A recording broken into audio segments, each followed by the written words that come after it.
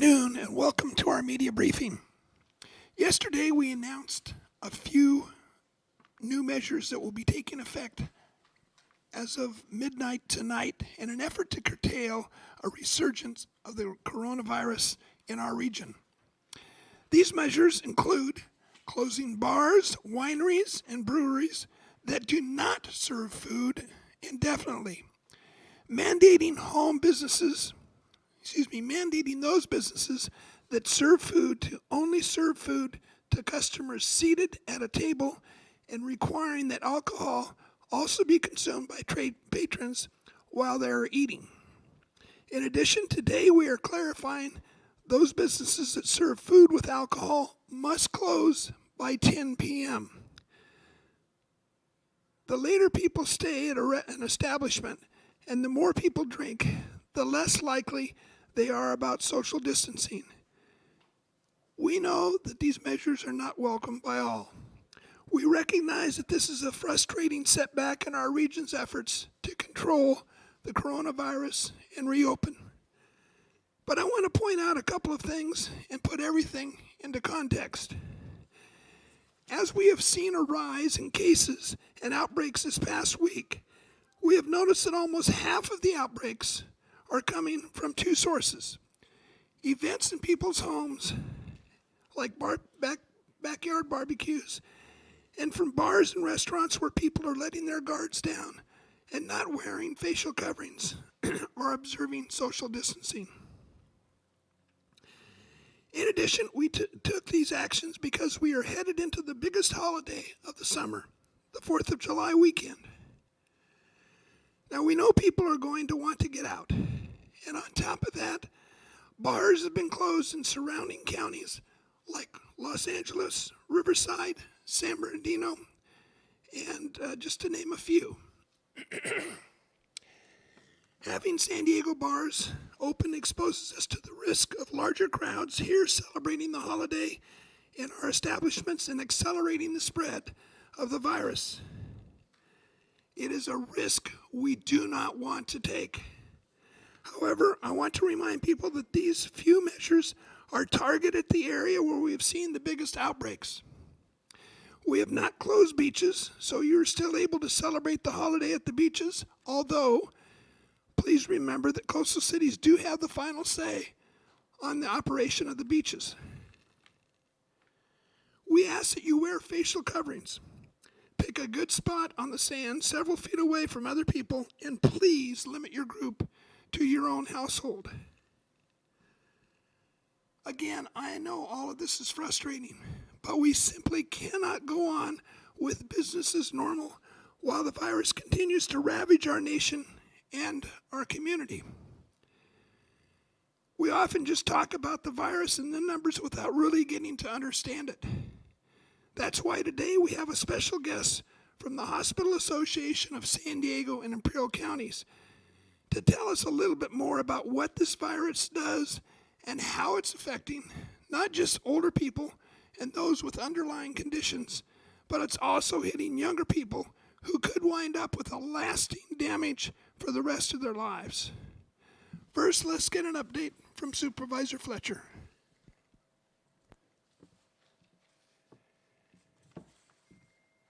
Thank you, Chairman Cox. You know, across the state of California and across the entire nation, we're seeing significant surges in COVID cases. And while we never thought it would be possible to stop the spread entirely, we do have to limit the spread. We have to slow the spread. This is done out of a desire to preserve the integrity of our healthcare system. And it's worth repeating that it is expected to be a lag between a significant increase in cases and a corresponding significant increase in hospitalizations. Riverside County, which is very close to us, is a cautionary tale of what can happen. They are now seeing an occupancy in their ICUs at 99% occupied. This is exactly what we want to avoid in San Diego County.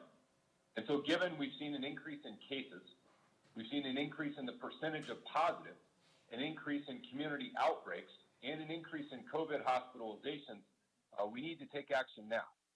We need to slow the spread. Data and science drive all of our COVID-19 decision-making here in San Diego County, and it bears repeating some points that were made yesterday.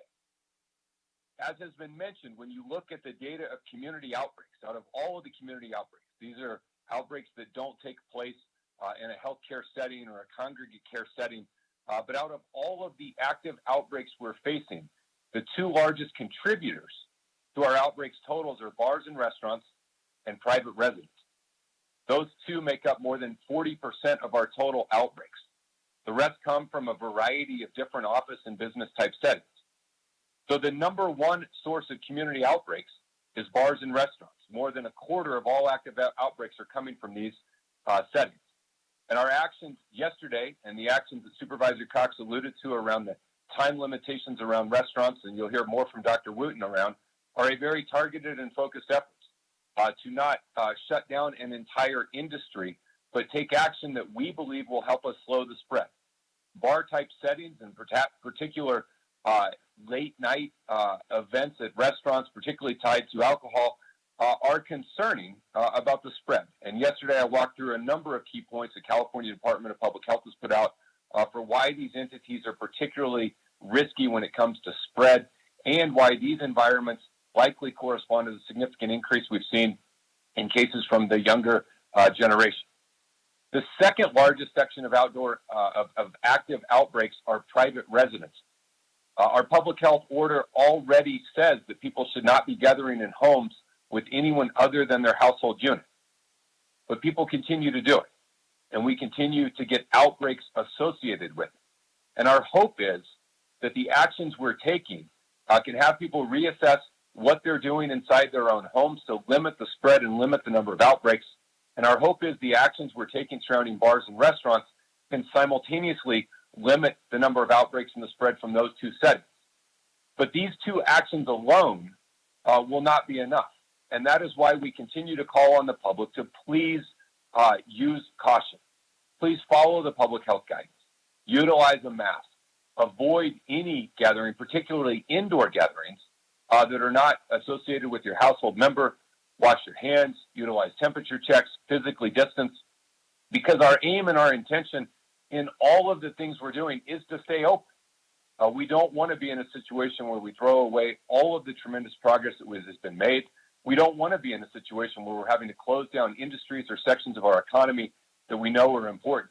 And so we're trying to take action guided based on where we're seeing the cases, where we're seeing the outbreaks, and what we think can best help us flatten the curve, which you will see in Dr. Wooten's presentation around the significant increase in cases, percentage of positives, outbreaks, and hospitalizations that we are seeing now. We know this is very difficult and trying times for everyone. Our community is going through a lot. The global pandemic, the economic recession associated with the actions, the social unrest that we've seen, and it is a very difficult and challenging time.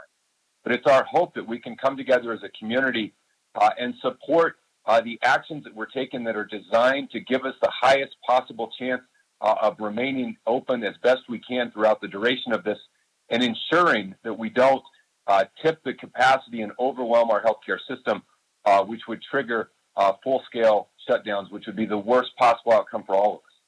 And so in the effort to avoid that, we're trying to take actions based on the data, based on the science, and based on what we're seeing to, again, guide us through this fight throughout the reopening phase and the new normal and the new mindset we're in, where we are actively monitoring and adjusting our actions to try and keep that curve as flat as possible. The other outbreaks that we've mentioned, I've said, have come from a variety of settings. Obviously, bars and restaurants are number one. Private residences who are not adhering to the guidance are number two, and the rest come from a smattering. But they all have one thing in common. All of our community outbreaks to date have come from indoor settings. We have not yet seen outdoor outbreaks from any of the types of outdoor settings, whether that be beaches or parks or protests. Our contact tracers do ask every positive case if they participated in a protest, along with asking other questions to try and ascertain or provide links or connections to the spread. And this could always change in the future, but to date, we have not seen any outbreaks associated with outdoor settings. And that is why, despite calls from some to close the beaches, we do not feel that the public health data supports that action.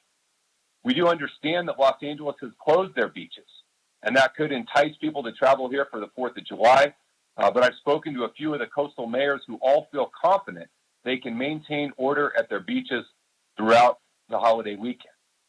Each jurisdiction in San Diego County, of course, has the authority to tighten restrictions on beaches within their cities, but we do not feel that given the setting and what we are seeing, it is a necessary or appropriate step for us to take countywide at this point. But again, we ask for the public's help and cooperation. We know this is difficult. We know that we have been through a lot, but we really have to be mindful of our situation here in San Diego County. We also have to be mindful of the lag or delay in terms of spread, the incubation period, the time it takes for people to get tested, the time it takes for contact tracers to do their work, and often the corresponding increase in hospitalizations we will see after that. Dr. Wooten will walk through some of the additional steps and provide more guidance on the changes to public health order. We will hear from a representative of our hospital system, but first let's take a look at our daily charts. We'll start today with our T3 charts around testing, tracing, and treatment. Today we are reporting 7,382 tests that have been conducted in the last 24 hours. I want to take a minute to commend our testing team, our T3 team. We have seen significant jumps in our testing over the previous weeks. We now have a 7-day average well in excess of our initial goal, averaging just over 7,800 tests per day. And we think that this is a vital component of our ability to early identify cases and contact trace them. That is made possible, as you see on here, by the 473 contact tracers we now have every day that are working to track down the close contacts and the sources and links to possible outbreaks to guide our ability to manage our way through this. On our next chart, you'll see today we're reporting 317 positive cases. This is out of that 7,382 total for a 4% percentage of positive. This is down from the preceding days. Again, our rolling 14-day average is now at 4.2%. And we will continue to monitor this moving forward. You can see in the purple line there, though, the uptick in the average that is causing a great concern. Next, you will see something else that is causing concern, which is the single highest day of COVID-related hospitalizations we've seen throughout the duration of our COVID pandemic. Our COVID-related ICUs is up to 182, which is the highest ICU utilization we've seen to date. And our total COVID hospitalization is at 493, which again is up higher than any previous day throughout the duration of our COVID pandemic. If you go back just to June 12th, just about 2 weeks ago, you can see we were at 316 COVID hospitalizations. We're now approaching 500 COVID hospitalizations. And this is part of what's guiding our concern and our desire to try and rein in the spread that we see. Next, you will see the total hospital census, the 493 of COVID right there, along with the non-COVID, which has us just under that 4,000 mark. When it comes to ICU, on the next chart, you'll see the 182 that are COVID-related ICUs, the non-COVID ICU utilization on top of that, which brings our San Diego area ICU utilization to 68%. Again, our trigger is 80%, but by the time you're seeing significant spikes in this associated with COVID, it can be a little too late to take action, which is why we are taking the actions that we're taking now out of a desire to preserve the integrity of our healthcare system. That concludes my section of the report. I'll now turn it over to Dr. Wilma Wooten for her Public Health Officer's update.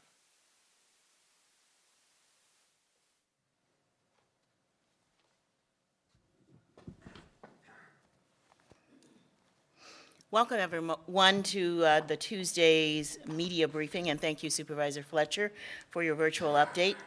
Global, national, and state statistics are based on the data from the Johns Hopkins dashboard, and these data were obtained today at noon.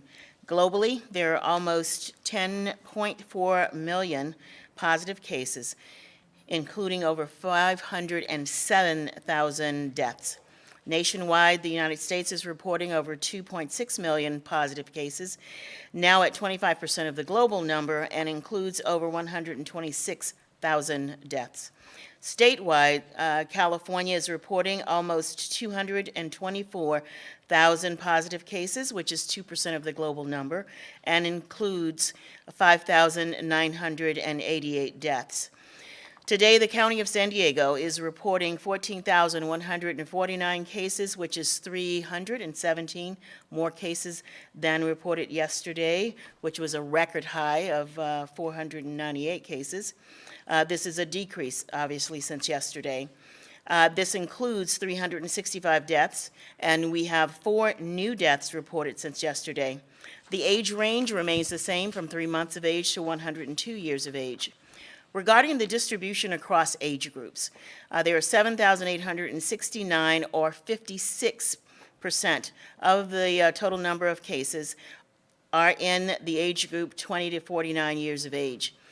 This overall percentage is increasing, and it is increased from just over 50% at the early onset of the pandemic in March to now at 56% after about 4 months.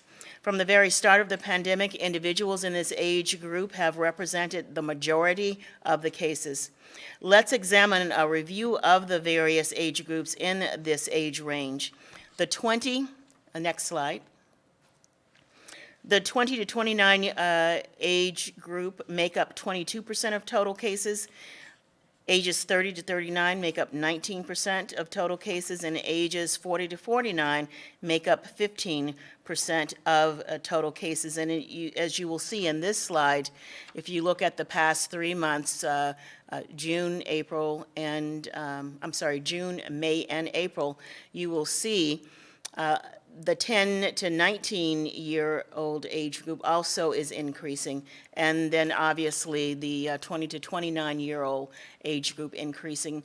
30 to 39-year-old group has remained consistently the same at just under 19%, and then you will see a precipitous decrease in the 40 to 49 age group over the past 3 months. Going to the next slide. We also wanted to show the older adults, and we can see for all age groups, there has been a decline over the past 3 months in the total number of COVID-19 cases. So, next slide. What does this all mean? And because of increased openings of different venues, people are going out in larger numbers and interacting with people outside their households, particularly in the 20 to 29-year-old age group. Hence the age group where the largest number of positive cases are being observed. These data contribute to actions that we are taking and will be discussing further in my update. Now, continuing on with other demographics, 7,215, or 51% of the total number of cases are female, and 6,902, or 49%, are male.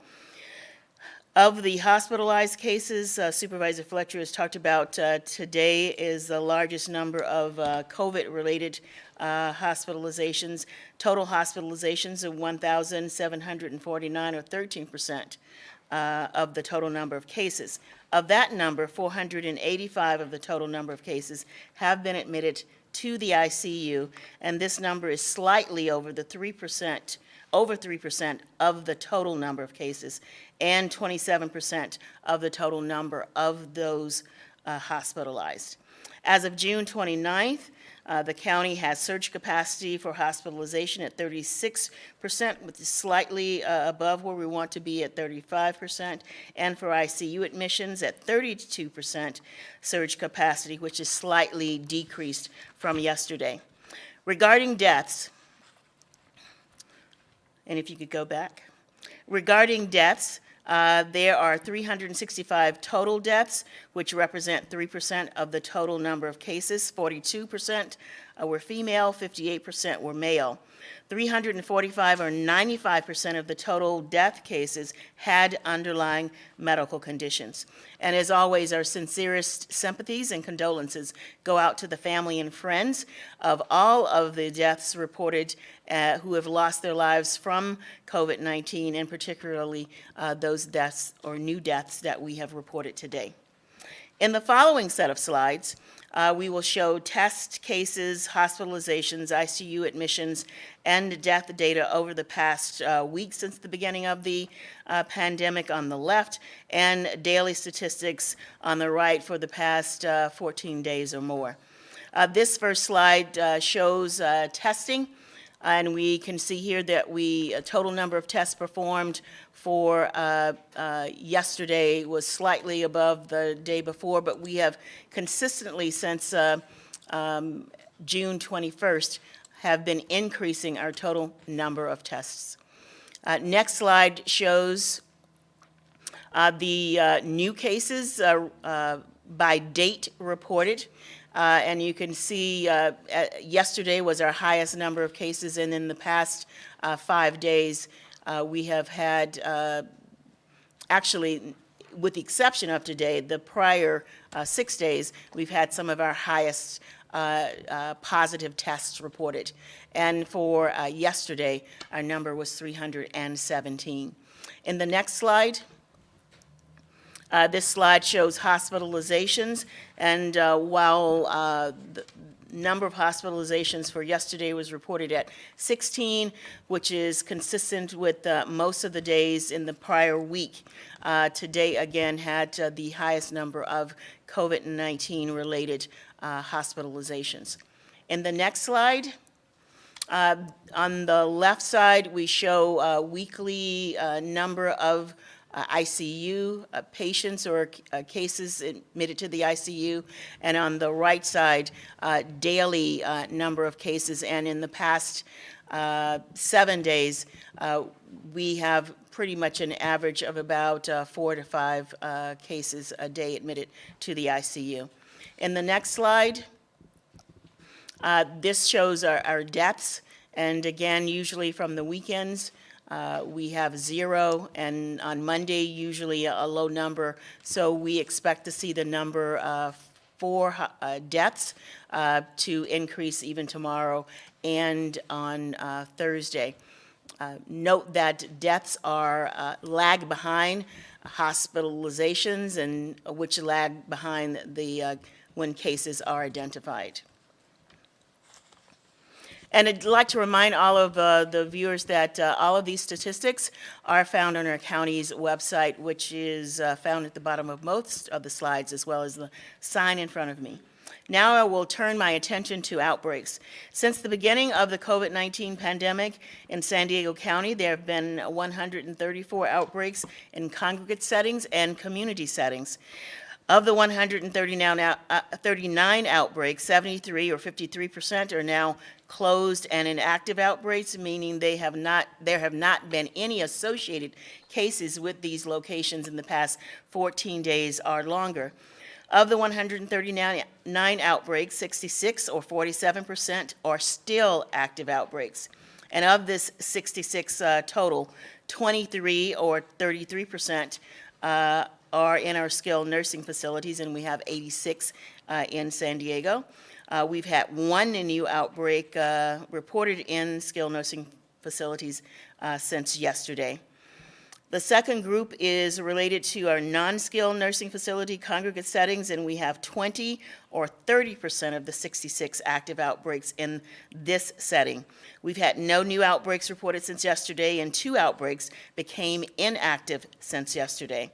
And lastly, we have 24 or 36% of the 66 active outbreaks in community settings, and this is related to one of our triggers that we will get to shortly. We've had 4 new outbreaks reported since yesterday, and 2 outbreaks became inactive since yesterday. Now, in discussions about outbreaks, in the triggers, I'd like to go to the next slide to show our triggers for San Diego County as submitted with our attestation form to the state of California. The abnormal trigger today, again, is related to community outbreaks. The metric is 7 or more. If we hit 7 or more outbreaks in the last 7 days, then this is red. So we have had 10, again, with 4 reported since yesterday. The outbreak here, trigger number 2, if we go to the next slide, This is a slide that shows the individual outbreaks that have occurred over the past week or so. As I stated yesterday, we had 4. So it's for the last 7 days from June 23rd through June 29th. And as if we have no new community outbreaks identified today, tomorrow we will only have 1 that will drop off, so we will still be red for that trigger. On the next slide, I'd like to show the types of settings for these 10 community setting outbreaks. And as you'll see here, those that are in red are those that were reported yesterday, with the remaining 6 being already on the books. So from, again, June 21st through June 29th. The second column shows when the outbreak was first reported to our individuals that are assigned to the outbreak, and then the third column is when the outbreak was actually confirmed. And you'll see, as has already been stated, there are 2 in businesses. We have a restaurant/bars, 4, and then a healthcare setting, a grocery setting, another restaurant yesterday, as well as a private residence. Going to this last slide, related to the outbreaks, it shows the settings over the past period related to the active outbreak. So April 21st, April 13th, and then most are between June 2nd and June 29th. Again, showing the types of outbreaks: 6 that are in restaurant/bars, 5 that are in residence, retailer, 4, 3 that are in businesses, manufacturers 2, and then sundry of other categories with 1 each. And at the bottom, you'll see the percentage. So as noted, 23% of the restaurant/bars are represented of the overall number of 26. Next slide. And the last slide. I believe that's the last slide. So again, what does all of this data mean? And as stated earlier, the age group of 20 to 29 years of age, the total number of COVID-19 cases are increasing in this group. This population may represent the largest number of those going to bars and restaurants and having house parties or parties in general, while concurrently not wearing a mask or maintaining physical distancing or taking other actions to prevent themselves and others from contracting COVID-19. Over the last few weeks, we have seen a marked increase in people interacting and gathering in large numbers with individuals outside of their households. As we go into the holiday weekend, we also know that all of our surrounding counties, Los Angeles, Orange County, Riverside, and Imperial counties, are all on the state's watch list and have had bars closed by the state. As a result, it is prudent that the County of San Diego also limits its access to locations where young adults gather for the month of July. Therefore, in our health officer's order, Section 13 states that all restaurants, bars, wineries, distilleries, and breweries shall be closed from 10 p.m. until 5 a.m. every day. Guests already in the facility at 10 p.m. may remain in the facility until 11 p.m., and only staff needed to close, open, or clean shall be in the facility between 11 p.m. and 5 a.m.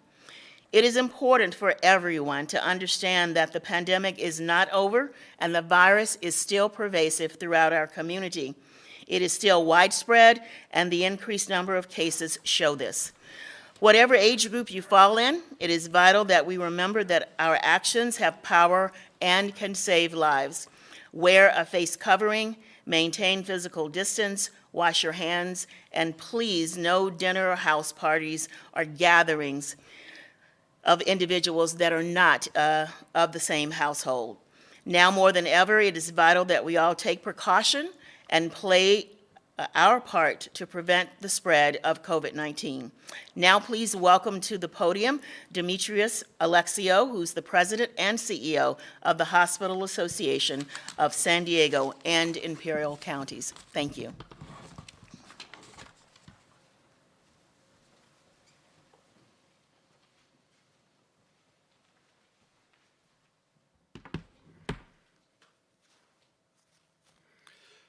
Good afternoon, everybody. My name is Demetrius Alexio. I'm President and CEO with the Hospital Association, and I'm fortunate to be able to represent and work with all of our hospitals in both San Diego and Imperial counties. And I'm here today with a couple of messages. First, our hospitals and health systems strongly support the recent public health orders. We definitely support Dr. Wooten and the decisions that have been made utilizing science and data. We also would urge the public and businesses to be self-disciplined with enforcement, as none of us want to see more businesses impacted. Throughout the COVID-19 pandemic, our hospitals and health systems have been in constant communication with the County of San Diego and our health officer. It's important to remember that the goal throughout this pandemic has been to protect the health of our region and our community, as well as preserve hospital capacity. The recent trends that we're seeing are putting that second item at risk.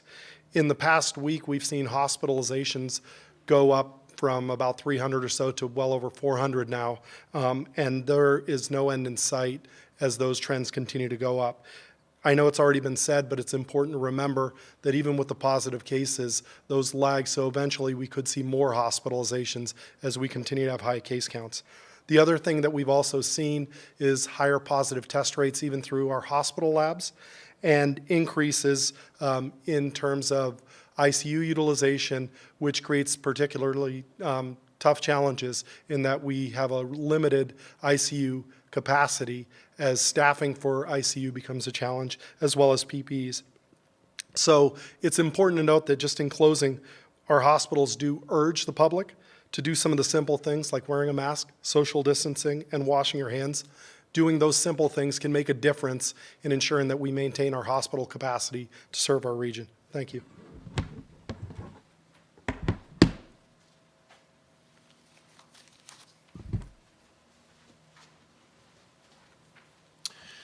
Thank you, Demetrios. We'll go directly to the questions now.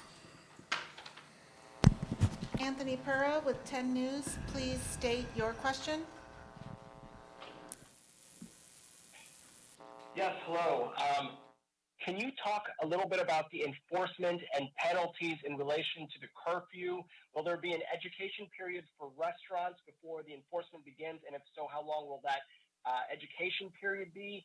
And then I have a second question as well, just because you've alluded to the fact that these orders are coming in place because we are worried about visitors from other counties, and I suppose Arizona as well, because they are having an uptick and stricter, or uptick in cases, and have instigated or installed stricter laws. Does that mean that we have to wait for those counties and those other regions and states to improve first before we feel comfortable in reopening again? Okay, I believe Dr. Wooten's going to respond to that question.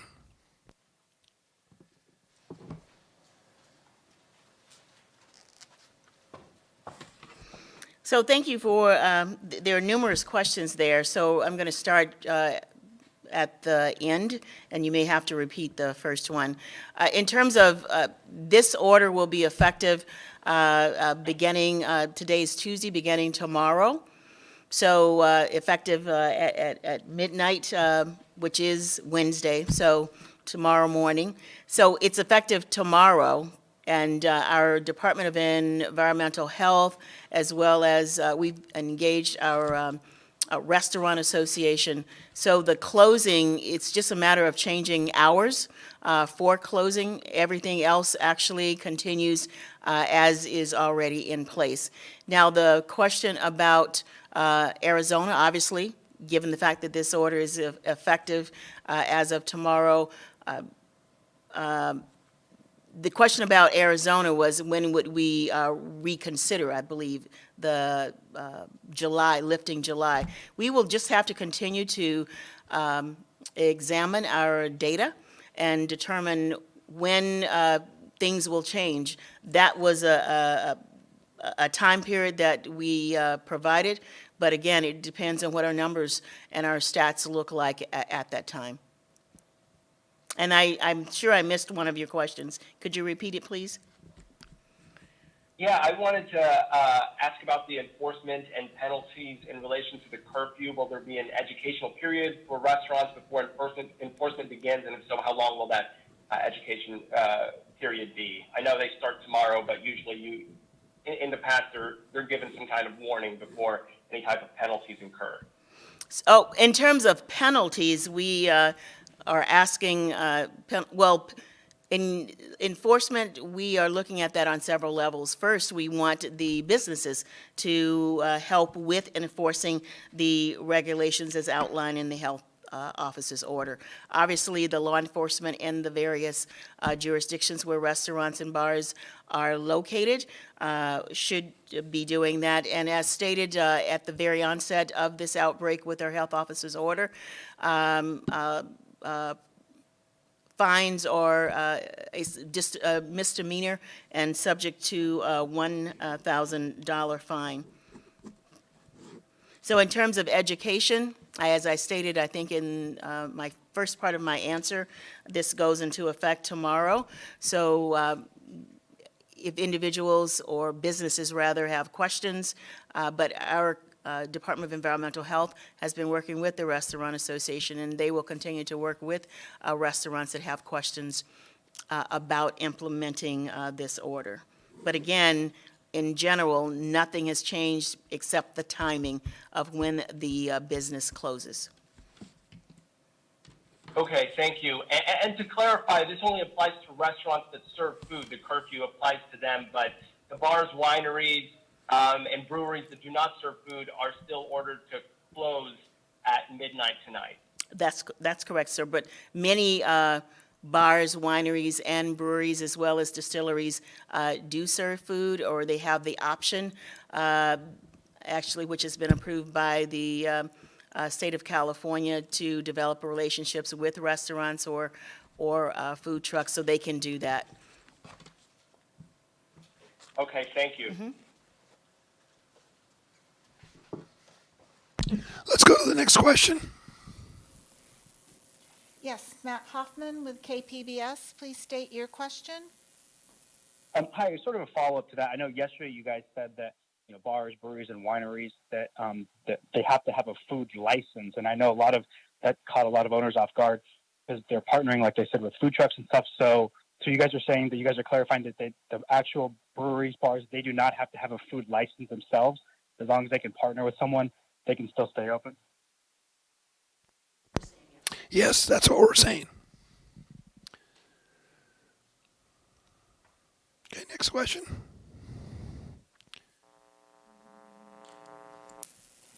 Anna Gomez with Frontera Newspaper. Please state your question. Hi. According to the county dashboard, COVID-19 cases remain higher in border and South County communities like Otay Mesa, Chula Vista, and San Isidro. So are there any specific measures to mitigate these cases in these specific areas? And do you think these higher numbers are related to U.S. workers that live in Tijuana and go back and forth to San Diego on a daily basis? Okay, Dr. Wooten's going to respond. I think the first point to make is that South Bay is more populated compared to the rest of the county, so we expect to see more positive cases in that region. If individuals are coming from Tijuana, and we know that many individuals are working at various manufacturers, but if they're not being tested, then they don't contribute to the overall number of tests. So again, nothing has really changed in terms of the populations. We expect to see more tests as we are testing more in that region, and more than 50% of our test sites are located in the South Bay of San Diego County. And Dr. McDonald has a comment. And are there any specific measures to mitigate the cases in these high population areas? Yeah, hi, this is Dr. McDonald. I was going to add a couple of comments, and I think you might know, there were some hearings conducted by the State Senate today regarding the impact of COVID on the border region. There was some wonderful testimony from really across the stakeholder spectrum, and I think it might be still having some public testimony going on now. I will tell you that that we are specifically, increasing testing, increasing outreach. There has been a specific PSA ad campaign that's going to be developed, and it hasn't been deployed quite yet, but it should be deployed almost immediately to actually directly address the public. We certainly have been mentioning the disproportionate impact in the South Bay for over a month and a half here at these news conferences. So certainly with your help getting the news out through the news media that this is the most impacted region. Some specific things the county has been doing: we've worked with employers who have essential employees who live on both sides of the border.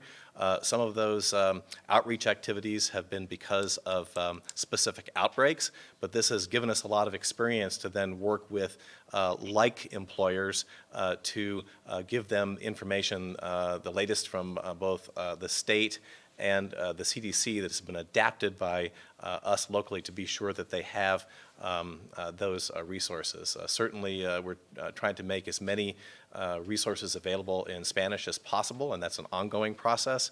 But again, I think that if you look at the way we have certainly emphasized the disproportionate impact in the southern zip codes in the county, especially those directly on the border, it is definitely a high priority for us and an emphasis for us. Thank you. So this is Dr. Wooten again. Dr. McDonald triggered something. When we started having outbreaks in manufacturers that were, and food sources, companies that were in the South Bay area, I sent out a health officers a letter reminding them of the best practices, public health best practices to implement to protect their workers and to recommend that they get tested.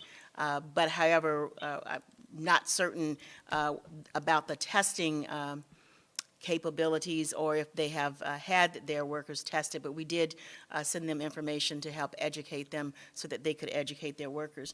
I also wanted to point out that we are also working with the Health Equity Task Force.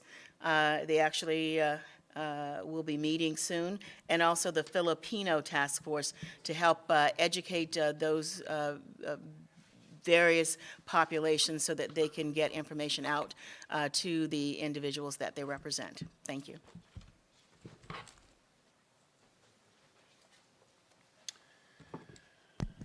I also might point out that almost half of the test sites we have in San Diego County are in South County. In fact, today in National City, through the efforts of Mayor Alejandro Sotelo Solis, we opened up a new testing site in National City. It's actually the 5th site, and very shortly we're going to be opening up a new test site in Imperial Beach.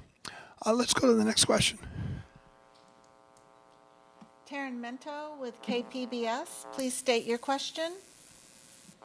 Yeah, I know that my colleague at 10 News was asking about this, but I'd like to drill down on it a little bit further. Related to enforcement, yesterday you all said that you were specifically reaching out to law enforcement agencies to talk about increasing enforcement, stepping it up. So can you be more specific on what direction or request or what you're communicating to law enforcement agencies on what to focus on? Okay, Dr. Wooten's going to respond.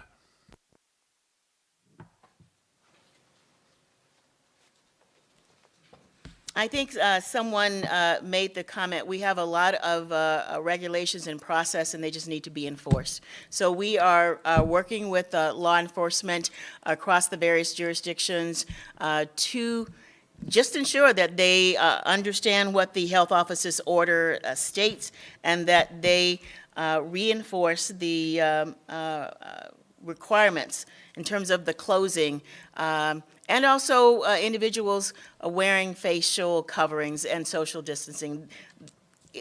nothing's changed in terms of the public health best practices, but in terms of the language that's identified in the health officer's order, being aware of what that is and helping to reinforce that, as well having our restaurant association ensure that they reach out to all of the businesses so that they understand what the regulations are, and that would be done through our Department of Environmental Health.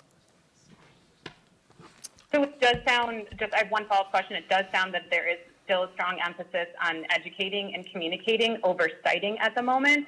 So, and then the second part of the question is if you can confirm that. The second part of the question is, I see how that this can be done with businesses, but when we know that the second largest source of outbreaks is coming from private residences, how are we addressing that problem? Yeah, well, certainly, we don't have police that are going out to individuals' private residences, but I can tell you that we get information from the private citizens that are observing the fact that there are parties in the neighborhood. So sharing that information with us, but I'm not asking people to go and confront anyone.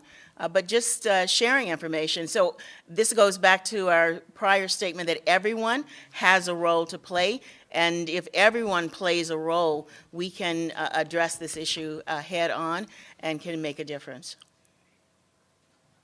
Thank you. Mm-hmm.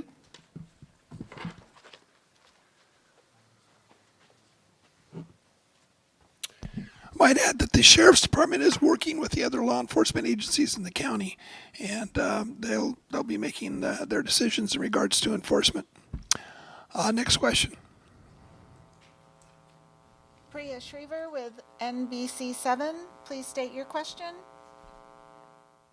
Hi there. Yeah, we looked at some data that showed that San Diego County had the fourth lowest testing rate in the state compared to the other counties, with 93.8 tests per day per 100,000 population. And in comparison, we saw that Orange County is doing 147 tests per day. Los Angeles is doing 212. San Francisco is doing 329. Why are our numbers so low still?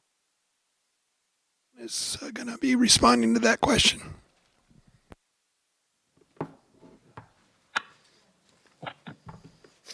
Thank you for that question. For the approximately last 2 weeks, we were averaging on our 7 days over 7,000. Truth be told, is even about 4 weeks ago, we were in the 6,000 range. Part of this, of what you're seeing on the state reporting, is some of the results that the state's putting together. We have elevated this to the state.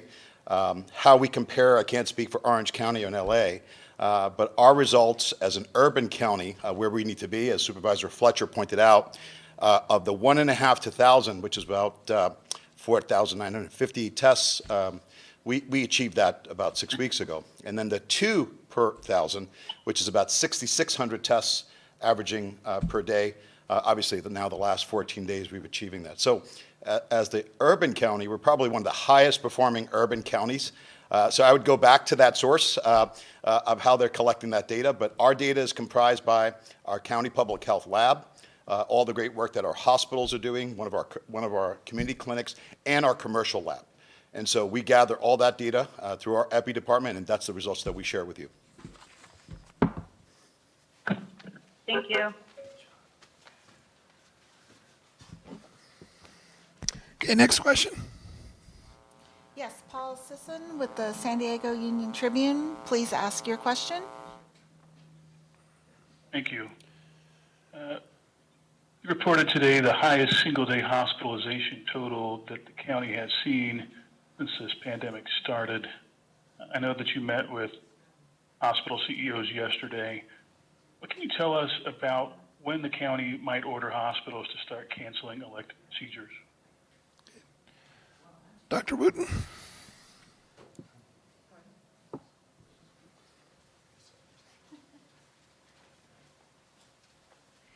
Thank you, Paul, for that question. We actually met with a subgroup of the CEOs yesterday because we were getting their feedback as it is a continual process. on our metrics. So that was the purpose of our meeting yesterday, and we actually did have a discussion about elective surgeries, and we're looking at other options, but at this point in time, elective surgeries are not on the table, and that's what came out of our discussion with the hospitals yesterday. Is there a certain threshold percentage where you would start considering that? I know you have some thresholds in your daily metrics that you put out.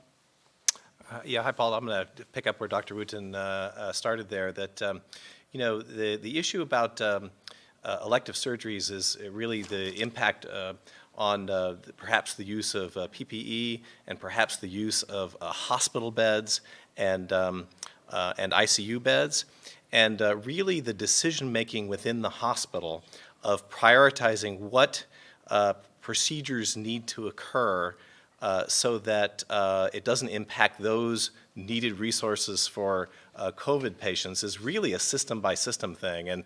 And really, the hospitals are doing a great job of actually managing this with themselves. And the term elective surgery, again, is a little misleading because what might be an elective surgery now turns into an urgent surgery with time. And the need to prioritize a specific elective surgery versus another, again, is something that physicians are doing inside these systems.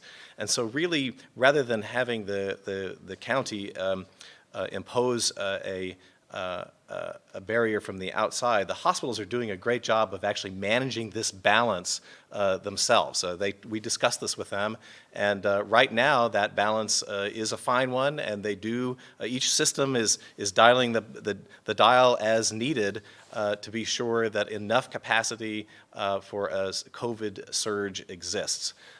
So those are ongoing discussions, and again, I think it's really important to know that system by system, it has those impacts. Early on, we were much more concerned than we are now about the PPE impacts. Right now, it is about the bed capacity impacts. And again, those types of decisions are best made within each system, and those systems are giving us daily feedback to be sure that if we need to do something as a county, we will do it with them. Another question. A lot has been said about outbreak lag times. Basically the idea that infections that occur might not be picked up for weeks. Do you have any better data now on what the average lag time is from when somebody gets a test to when the county reports a positive test to the public? So Paul, we're going to have staff bring up actually the table of the outbreaks, the community outbreaks where we're currently at. But before I go into that, I just wanted to add one thing to what Dr. McDonald was saying, and from our conversation with the CEOs from the various hospitals last evening.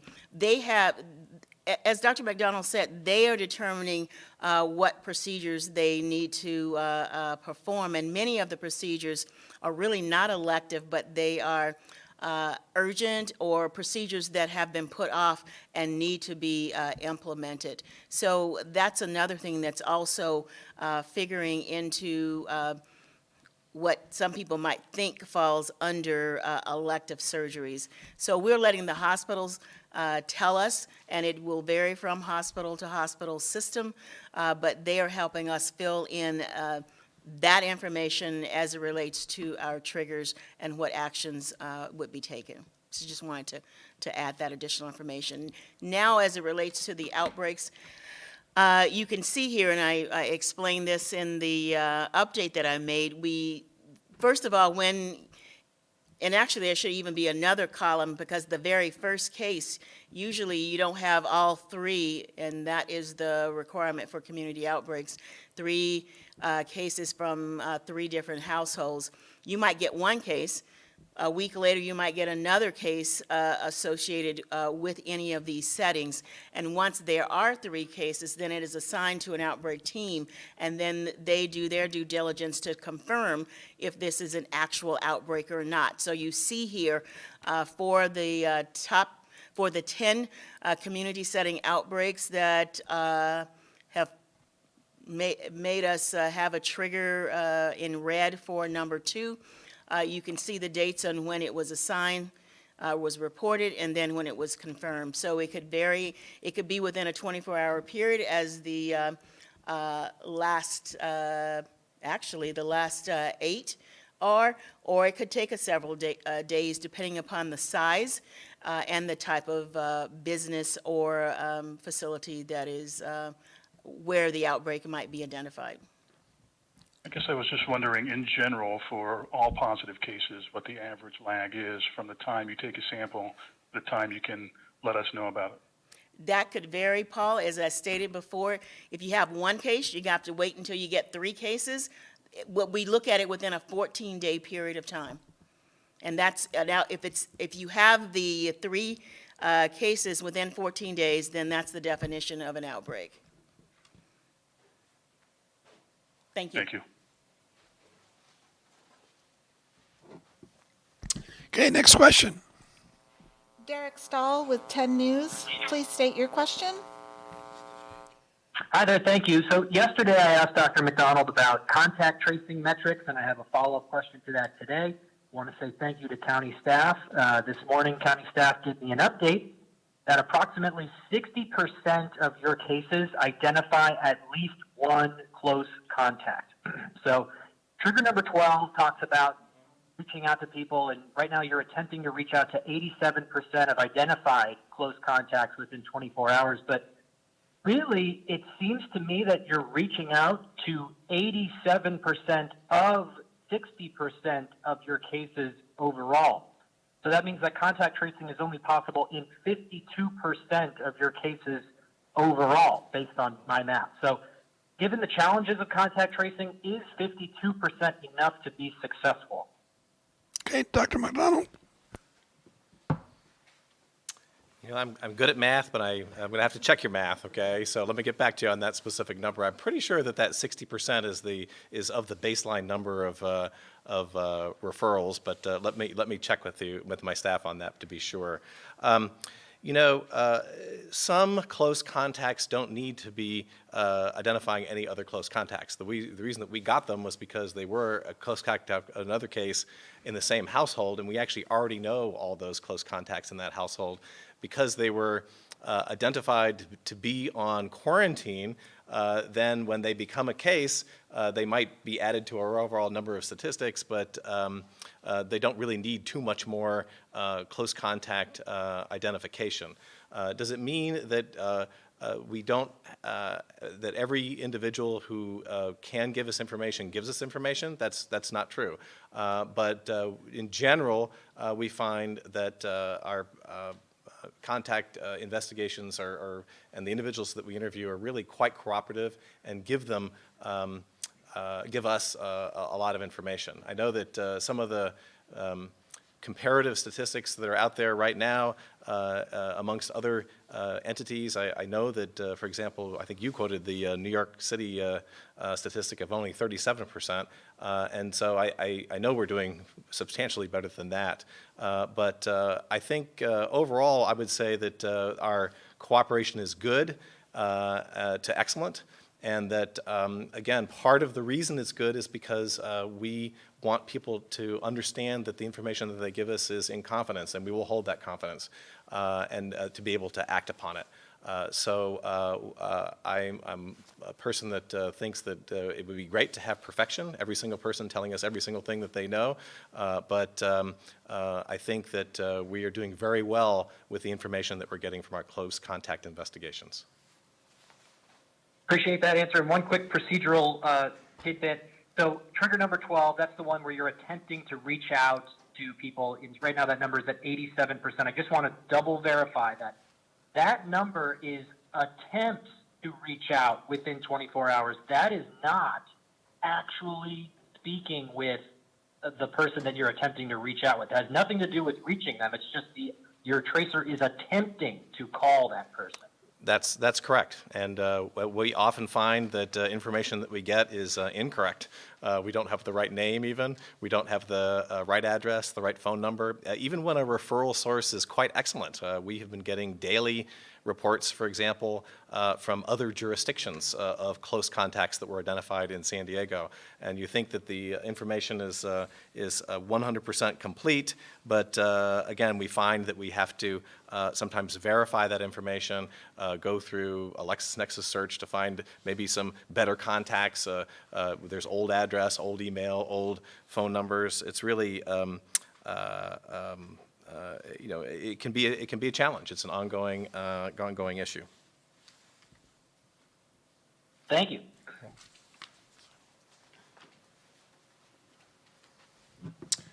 We have one final call-in question. Hello, caller with the last 3 digits of 617. Did you have a question? And if so, please state your name and outlet. Are you asking me? Yes. Miriam Raftery, East County Magazine, and I apologize. I got the contact information late for some reason for the call, so I missed the beginning of it.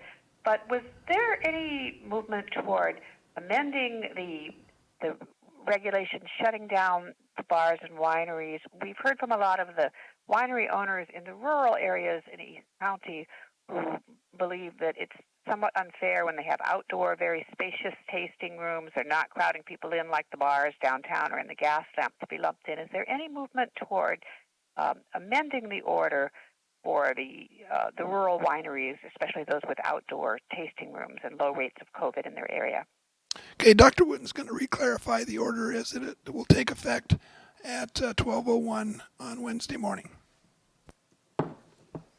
And thank you for that question.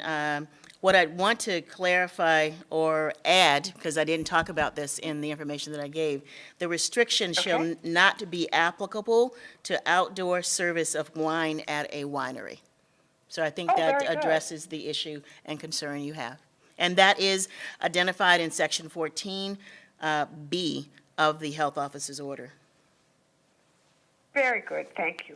And then for those, just to be further clear on that, for those that serve it inside, if they have a food license or they're able to partner with someone and do the social distancing, are they allowed to do it, or is it prohibited completely inside at wineries? Yes, they would be allowed. Any winery, distillery, bar, or other facility that serves alcohol, if they partner with a restaurant, whether it's a food truck or another restaurant, and the alcohol and the food are part of a single purchase, they could be allowed to operate.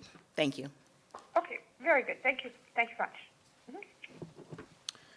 This first text question deals with the requirement to have food with bar service, and Supervisor Fletcher is going to respond. And this question is from Leah Pizzetti with Channel 10.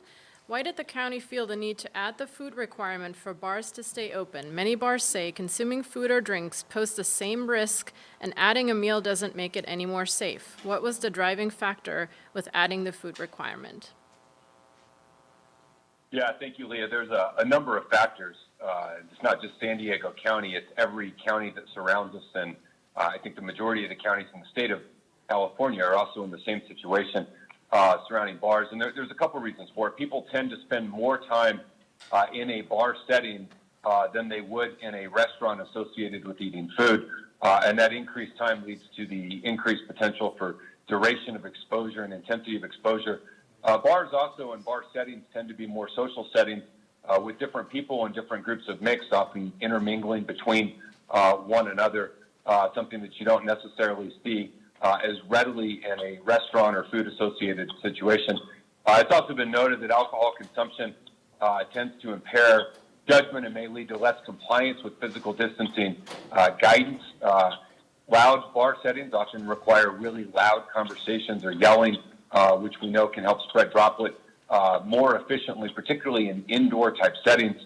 And then the final one is people who do not know each other often congregate together in bars, which makes it very more challenging to contact trace as opposed to restaurants, who we strongly encourage to have reservation systems.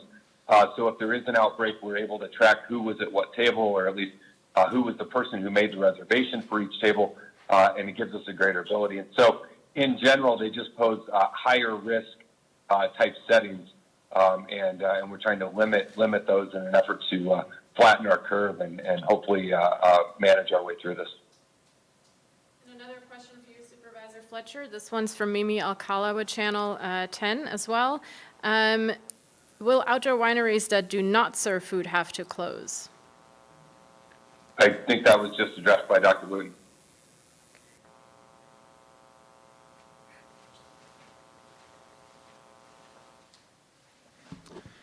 Okay, we'll go to the next text question. Okay, and this one is from Lindsay Winkley with the UT. Dr. McDonald just mentioned an upcoming PSA campaign designed to get more information out to South County communities about COVID-19. Could someone speak more about what that will look like?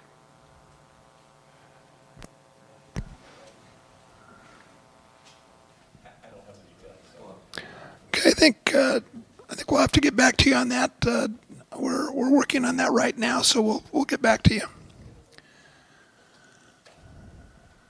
Okay. So then this one is from Melissa Messia with 10 News. We noticed a spike in positive cases at a nursing home on Banbury Street. More than 60 cases reported in one day from residents. Is the county aware of this, and what's being done to ensure the local nursing homes' COVID numbers do not continue to climb? Okay, Dr. Wooten will respond.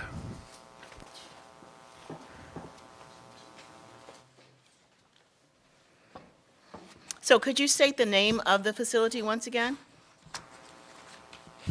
The name is, it didn't have a name, it had a street. Oh, well, what I'll do is go over the process. Anytime we have an outbreak in a SNF or skilled nursing facility or a non-skilled nursing facility or long-term care facility, the process is to, number one, conduct the investigation, as I said before, in terms of the outbreak being reported, and then we have a team that does the investigation to confirm if it's an actual outbreak. If it's confirmed, a strike team goes out to the facility to conduct an infection prevention and control assessment, and then we recommend testing. So that is our process. We have a nursing team that goes out to all of the facilities that have outbreaks associated.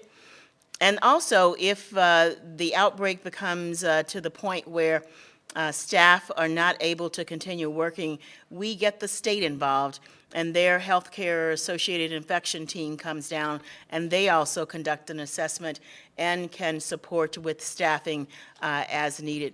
All of the skilled nursing facilities, long-term care facilities, well, particularly the skilled nursing facilities, have to have plans in place that address situations of this kind. And there have been several all facility letters or AFL documents or guidances that have been issued by the state that addresses these type of issues. And Dr. Wooten, this next question is coming from Allison Royal from Channel 8. It is a question about the testing reimbursement plans that have been announced in LA. Sorry, about the what? The testing reimbursement plan for local businesses in Los Angeles. The program that this reporter is asking about is a grant and will provide reimbursement for local businesses with less than 200 employees to subsidize the cost of COVID-19 and antibody testing. Is there talk of a similar program in San Diego County, and if so, what are the plans in the works? I am not aware of that program in LA or in San Diego County, so that's something we would have to investigate and get back to you.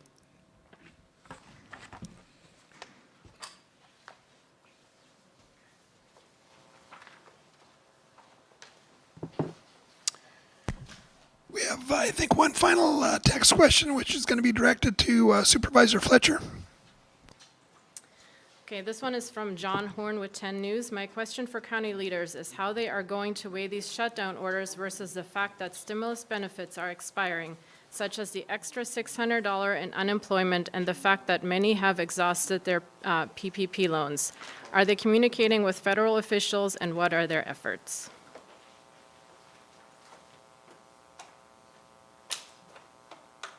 Yeah, thank you. Thank you for that question. I think all the decisions we make are obviously mindful of protecting public health and protecting the integrity of our healthcare system, but also protecting the broader economy.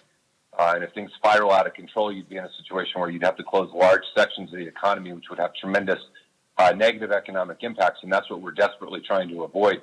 But in terms of the specific programs, we do work with our federal delegation to try and get more help and more support, both to residents, to businesses, to county government to continue to try and provide the services that we need to provide. And so we'll continue to do that. State unemployment insurance is not on a timeline that will continue to be available to folks, but we will continue to work with the federal government. And our hope would be, in light of significant increases across the country and many states that are forcing closures of businesses that had already been reopened, that this is an issue not just for California, but certainly for a number of other states. And our hope is the federal government would continue to provide help and assistance.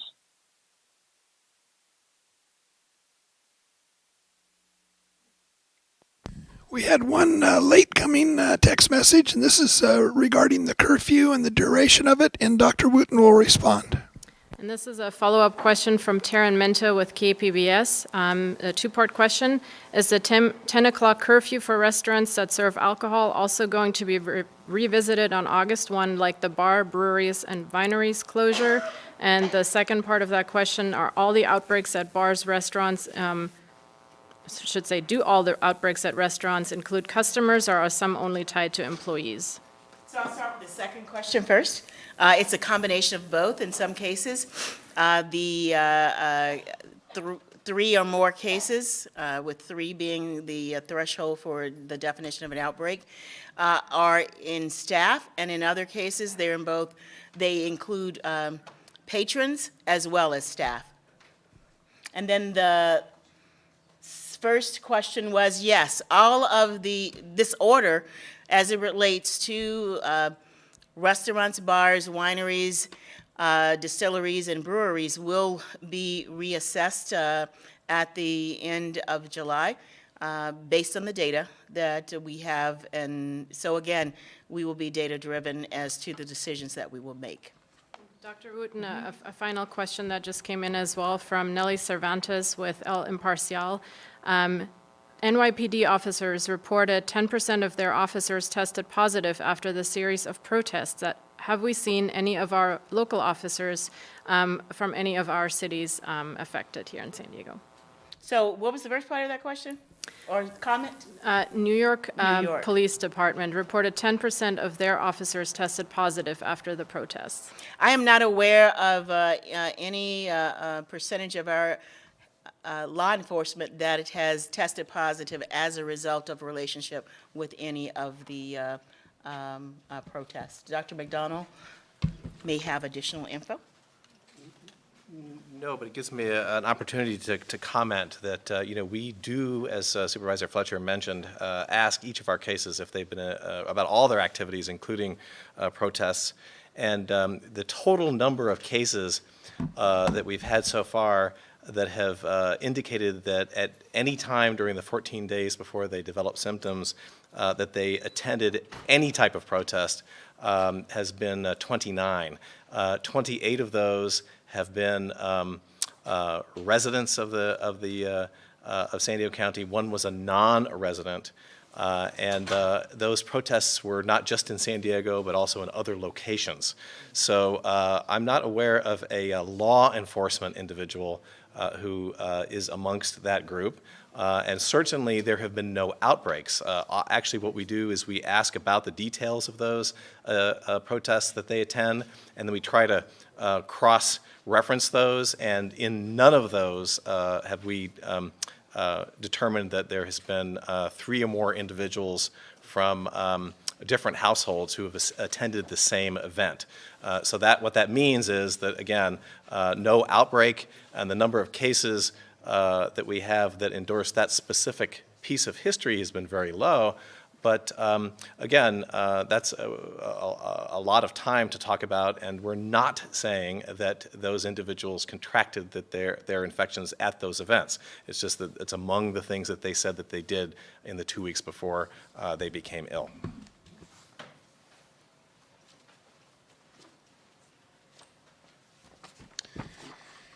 In response to an earlier question about the outreach to the Hispanic community, we already are doing outreach through Radio Latina, and we're working with other Hispanic outlets to get messages out on testing and tracing and the location of testing locations. So that campaign has already been initiated, and will be picking up steam over the next few days and weeks. Well, that does it for the questions for today. We will be back here tomorrow afternoon at 2:30. And again, remember, stay healthy, San Diego, and wear those face masks. Until tomorrow, we'll see you.